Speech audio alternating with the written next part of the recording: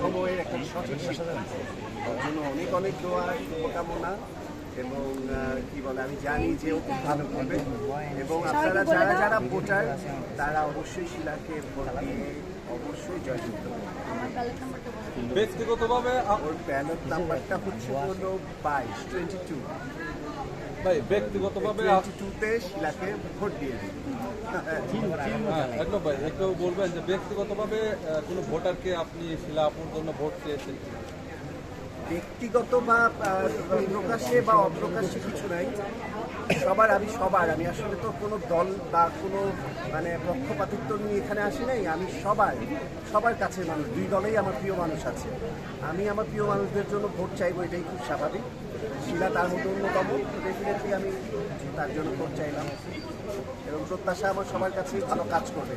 জিতলেও ভালো কাজ করুক, হারলেও তারা ভালো কাজ করুক, এসিসি কল্যাণে কাজ করুক। That's it. রুবেল ভাই যান। আচ্ছা শিলাপু, এখন